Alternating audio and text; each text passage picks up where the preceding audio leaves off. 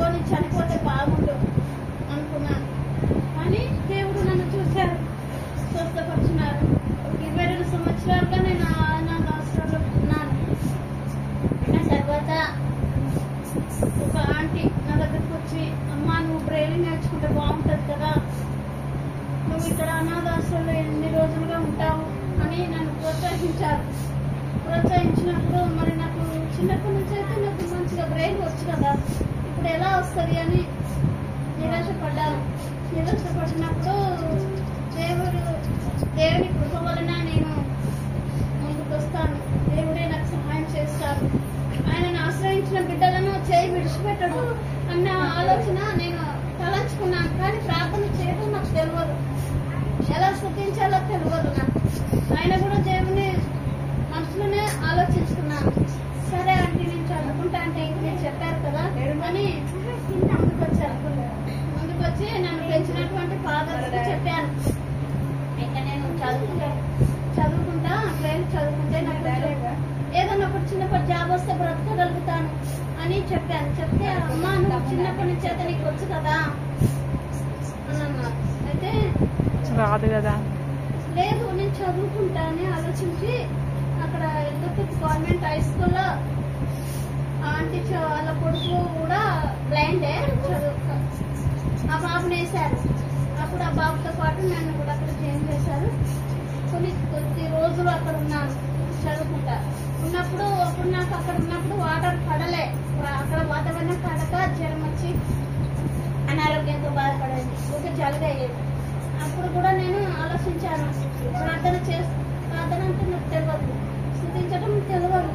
అయితే అనుకుంటున్నాను అంతే మనుషులని ఏమని, దేవా మరి నేను చదువుకోవాలని ఇక్కడికి వచ్చాను కానీ నాకు వాతావరణం పడట్లే, ఊకే ఫీవర్ వస్తుంది అని బాధపడుతుంటూ ఉన్నాను. అప్పుడు దేవుడు అనుకోని రీతిగా డాక్టర్ల గొప్ప డాక్టర్ యేసు ప్రభు దేవుడు, కర్మ వైద్యుడు, కర్మ డాక్టర్. అయితే రాత్రి అర్ధరాత్రిలో కూర్చొని అందులో అనుకుంటాను, దేవా నువ్వే నాకు స్వస్థపరచు అని అనుకున్నప్పుడు దేవుడు నన్ను అనుకోని రీతిగా కరెంట్ షాక్ ఎట్లా వస్తుందో అలా నన్ను తాకినట్లుగా నాలో అనిపించినప్పుడు దేవుడే నన్ను స్వస్థపరిచినాడు, పరిశుద్ధాత్మ దేవుడే నన్ను బాగు చేశారని అప్పుడు నేను అనుకొని దేవుని స్థుతించడం మొదలు పెట్టాను. అప్పటి నుంచి ఇక నేను దేవుని స్థుతించడం మొదలు పెట్టాను. సిస్టర్స్ కూడా అక్కడ చెప్పాను ఇట్లా బాగైందని చెప్పినప్పుడు. అయితే నేను నిరాశపడ్డాను, ఎందుకంటే నేను చదువుకుంటున్నాను, ఇక్కడికి వచ్చాను, బాగాలేకుంటున్నాను కదా, దేవుడు స్వస్థపరిచినారు, ఆరోగ్యం ఇచ్చారు, కానీ చదువులు ఎందుకు పడుతున్నాను అని నిరాశపడి నేను అదే ఓల్డ్ ఏజ్కి వెళ్తాను అని మళ్ళీ ఆలోచించుకున్నాను. మనసులోనే ఆలోచించి అక్కడ ఆత్మీయురాలు రమ్య నాకు పరిచయం అయింది. రమ్య దేవుడు నన్ను పరిచయం చేపించారు. రమ్యను పరిచయం చేపించినప్పుడు ఈ అనాథాశ్రమానికి మళ్ళీ నన్ను ఎప్పుడోనే మళ్ళీ వచ్చేసాను, నేను చదువుకోను అని నిరాశతోటి మళ్ళీ అనాథాశ్రమంకి వచ్చినప్పుడు 10 రోజులకి మళ్ళీ నాకు ఆత్మీయ రమ్య ఫోన్ చేసి, అక్క నువ్వు ఎందుకు నిరాశపడ్డావు, నువ్వు బయటకు వచ్చేసాయి, నీకు ఓపెన్ టెన్త్ రాపిస్తాం అని దినాకర్ అనే ఆత్మీయ తండ్రి, నాకు ఆత్మీయ తండ్రిగా నన్ను అన్నయ్యలు ఇట్లా పెట్టి ఒక 2 సంవత్సరాలు అన్నయ్యలు ఇట్లా నన్ను పెట్టి, ఆత్మీయ తండ్రి అయిన దినాకర్ అన్న, ఆత్మీయ చెల్లెలైన రమ్య నాకు వీళ్ళు కలిసి నాకు ఓపెన్ టెన్త్ ఫీజు కట్టి ఓపెన్ టెన్త్ రాపిచ్చి మళ్ళీ హైదరాబాద్ లో ఇంటర్కి ఫస్ట్ ఇయర్ సెకండ్ ఇయర్ అక్కడ చేయాలని హైదరాబాద్ హాస్టల్లో నన్ను జాయిన్ చేశారు. జాయిన్ చేసినప్పుడు అప్పుడు నేను మళ్ళీ అనారోగ్యానికి గురి అయినాను.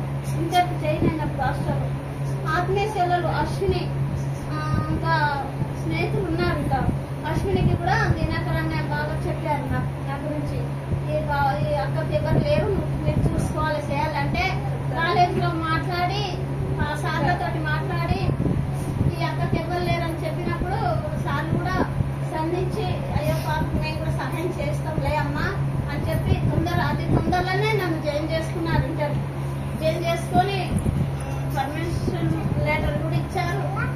అతి త్వరలోనే నాకు హాస్టల్ సీట్ ఇప్పించిండ్రు. 3 సంవత్సరాలుగా నేను హాస్టల్ ఉన్నాను. అయితే నాకు అనారోగ్యం కలిగి నిరాశ పడినప్పుడు ఎందుకు నేను ఉండాలి, నేను ఎందుకు బ్రతకాలన్నట్టుగా ఆరోగ్య విషయాలు కూడా నేను చాలా అధైర్యపడినాను. ధైర్యం చేసుకున్నాను కానీ మళ్ళీ నిరాశపడి అప్పుడు ఇంకొక స్నేహితురాలు పరిచయం అయింది, పార్వతి ఆమె పేరు. ఆమె కూడా హాస్పిటల్ వచ్చి బాగు చేస్తావు, బాధపడద్దు, ధైర్యం ఉండాలి అని చెప్పి నువ్వు ప్రార్థన చేసుకో, దేవుని ప్రార్థన చేసుకో అని చెప్పినప్పుడు సహోదరులు ఇద్దరు పరిచయం అయ్యి ఉమామహేశ్వర్ మేడానికి పరిచయం చేయించి ఆమెకి ఫైల్స్ తయారైనాయి. హాస్పిటల్ చూపించి ఫైల్స్ ఆపరేషన్ చేయించాలన్నారు. చేయించినప్పుడు ఆపరేషన్ చేయించినప్పుడు వాళ్ళు ఏం చేశారంటే నాకు బాగానే ఆపరేషన్ చేశారు. నర్సులు బాగానే చూసుకున్నారు. చూసుకున్నప్పుడు ఏమైందంటే వాళ్ళు ఆపరేషన్ చేసినప్పుడు నాకు మంచి ట్రీట్మెంట్ ఇచ్చి వాళ్ళు ఏదన్నా ఒకటి నాకు ప్రోత్సాహం ఇస్తే బాగుండేది. ఇయ్యక ఏమైందంటే ఒకటి మొదలుపెట్టి ఆపరేషన్ చేశారు. ఆపరేషన్ చేసినప్పుడు ఇక నేను 10 రోజులు అన్ని బంద్ అయినాయి, తినడం లేదు. 10 రోజులు భోజనం చేయలే, పడక మీదనే ఉన్నాను, ఏం తినలే. మజ్జిగ తాగమంటున్నారు, మజ్జిగ తాగిపిస్తున్నారు నాకు. మజ్జిగ తాగిపిస్తా ఉంటే ఇంకా మజ్జిగ తాగుకుంటూనే ఉంటున్నా. మజ్జిగ కూడా సరిగ్గా తాగట్లే, కడుపు ఉబ్బింది. అప్పుడు ఇక నేను పెట్టింది మళ్ళీ మొదలుపెట్టుకున్నాను, ఏమో నాకెవరు లేరు, నీవే నా అమ్మ నాన్న, నీవే నా స్నేహితుడు, ఇదే డాక్టర్ నిశ్చితమైతే అన్ని లోపల బ్రతికించు, లేకపోతే నీ దగ్గరికి నేను తీసుకుంటావా అని మొదలుపెట్టుకున్నాను. అందుకే నాకు ప్రార్థన చేయడం తెలియదు. ఆయన కూడా దేవుని అడిగాను, నీ చిత్తమైన పట్ల నెరవేర్చుతావా, నీ స్వరం నాకు వినిపించలేదు, నాతో మాట్లాడగా నన్ను బ్రతికించమని మొదలుపెట్టుకున్నాను. అర్ధరాత్రి 2 అవుతుంది, మొదలుపెట్టాను. నా కడుపులో ఏదో వచ్చి ఆపరేషన్ చేసినట్టు, ఏదో వచ్చిన కడుపును తాకినట్టు ఆపరేషన్ చేశారు. డాక్టర్ గొప్ప డాక్టర్, దేవాది దేవుడు నా కడుపులో ఆపరేషన్ చేసి స్వస్థతను కలిగించారు.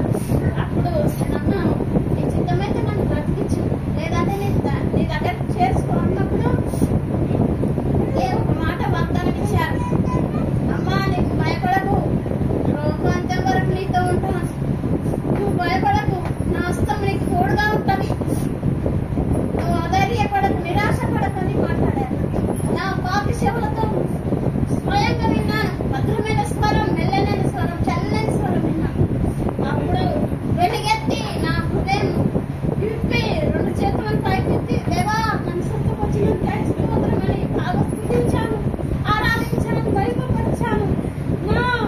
నాలో అంత సంతోషమే, ఎక్కలేని సంతోషంతో స్తుతించినప్పుడు అక్కడ ఉన్న పేషెంట్, ఈ అమ్మాయికేమో జరిగింది, ఏదో జరిగిందని అందరూ నా మంచం కూర్చున్నారు, చూస్తున్నారు, నన్ను దేవుడు నన్ను చూస్తున్నాడు. చూసినప్పుడు ఈ అమ్మాయిలో దైవ దర్శనం జరిగింది. అంటే అమ్మాయి అందుకే బాగా స్తుతిస్తున్నది. మనం కూడా ఈ అమ్మాయితో పాటు మనం కూడా దేవుని స్తుతిస్తాం, ఆరాధిస్తాం, ప్రార్థిస్తాం అన్నట్టు. అమ్మా మా కోసం ప్రార్థన చేయి అని. అప్పుడు నాకు పాత్ర తీసుకెళ్లారు. అప్పుడు నాకు వాళ్ళకైనా అనిపించి నేను తినడానికి తినబడ్డాను అడిగాను. అప్పుడు వాళ్ళు కొంచెం కోర్సు వచ్చి తినిపించారు. బాగా తర్వాత అప్పుడు నేను అప్పటి నుంచి దేవుడు నా నిజమైన దేవుడు, నా నిజమైన నా రక్షకుడని నా హృదయంలో అంగీకరించాను. దేవాన్ని నువ్వు నమ్మదగిన దేవుడు, నమ్మకమైన దేవుడు, నన్ను బాగు చేసిన దేవుడు, నిన్ను నమ్ముకుంటాను. నా జీవితం అంతా నీకే నిలబడి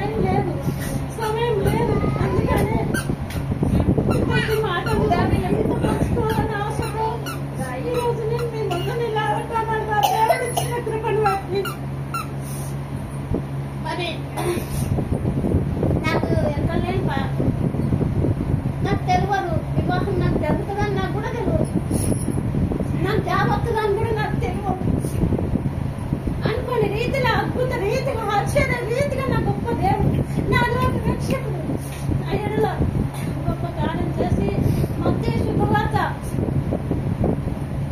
9:10 మాట్లాడారు.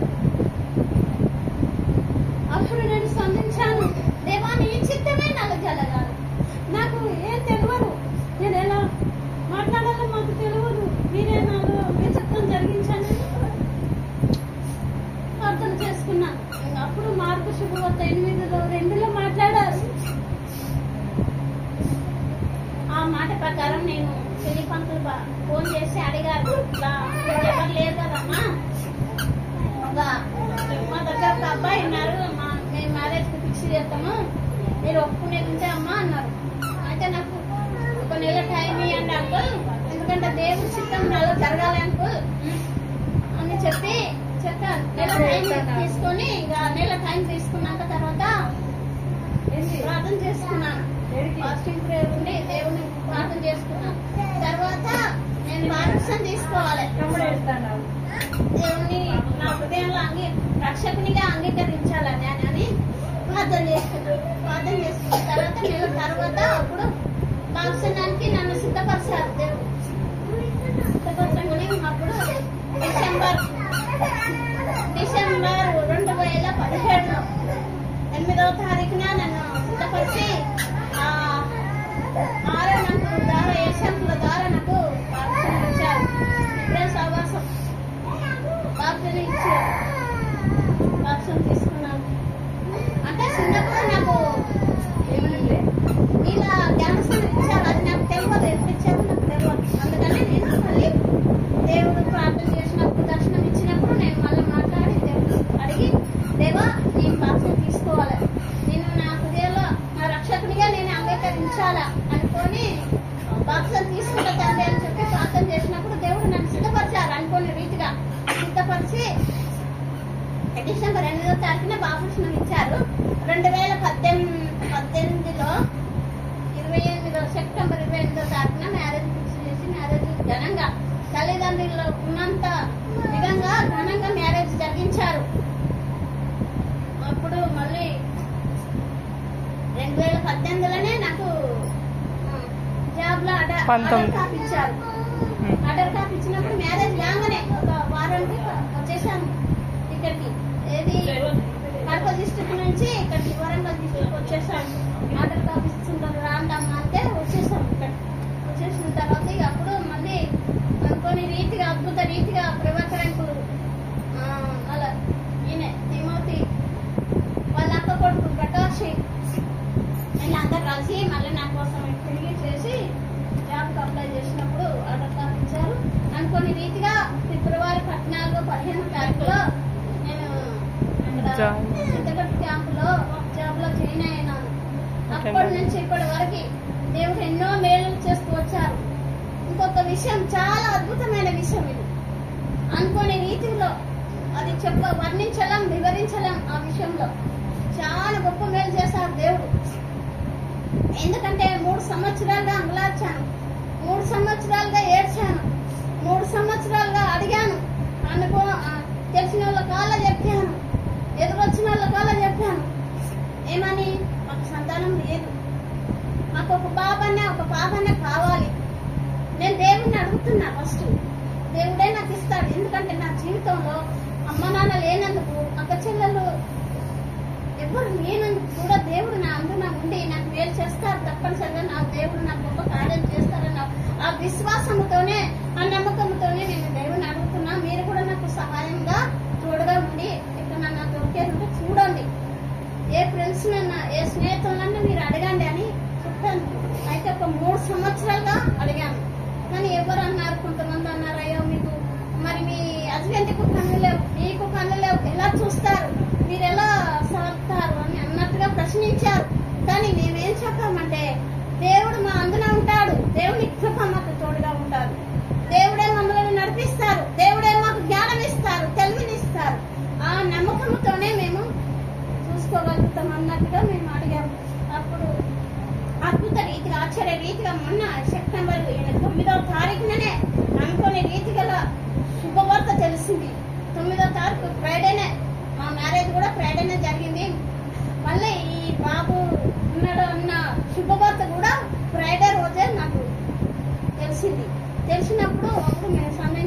అంటే కొంచెం అడిగాం, మరి బాబును ఇస్తారా, తప్పనిసరిగా ఇస్తారా, వాళ్ళు ఇచ్చినాక మమ్మల్ని ఏమన్నా ఇబ్బంది పెడతారా, మాకేమన్నా ఎదురు పరీక్షలు వేస్తారా అని అడిగాం. అడిగినప్పుడు లేదు, మేము మా మనసు పూర్తిగా మా హృదయపూర్వకంగా మీకు బాబుని ఇస్తాం అని ముందుకొచ్చారు. అంటే అది దేవుని కృప, దేవుడే సహాయం చేశారు, కార్యం చేశారు. మేము ఎందుకంటే 3 సంవత్సరాలు అడిగాం కాబట్టి ఆ దేవుడి చిత్త ప్రకారమే మమ్మల్ని మా దగ్గరికి బాబుని తీసుకొచ్చారు. అద్భుత రీతిగా బాబును మాకు గిఫ్ట్ గా మాకు ఇచ్చారు. అందుకనే దేవుడు చేసిన మేలులు నేను వర్ణించలేను, వివరించలేను. దేవుడు ఇంకెన్నో కార్యాలు చేశారు. నేను కొన్ని చెప్పట్లేదు, కానీ టైం లేదు కాబట్టి నేను చెప్పట్లేదు. కానీ కొన్ని విషయాలు దేవుడు నాకు మీతో పంచుకోవాలని చెప్పి నాకు ప్రేరేపణ ఇచ్చారు కాబట్టి చెప్తున్నాను. అయితే మీరు మా కోసము, మా కుటుంబం కోసము ప్రార్థన చేయండి. మాకు ఇచ్చిన గిఫ్ట్ గా ఇచ్చినటువంటి బాబు కూడా మంచిగా ఆరోగ్యం ఉండాలని ప్రార్థన చేయండి. ఇంకా మాకు దేవుడు ఉద్యోగాన్ని ఇచ్చిన ఉద్యోగాన్ని బట్టి కూడా రకంగా ఈ ప్రార్థన పెట్టుకోవాలనుకున్నాను. అందుకనే మేము ఈ ప్రార్థనకు సిద్ధపడి పెట్టినాం. అయితే దేవుడు నా జీవితాలు చేసిన మేలును బట్టి, సహాయం బట్టి ఆ దేవాది దేవునికి కృతజ్ఞత వందనములు సమర్పించుకుంటాం.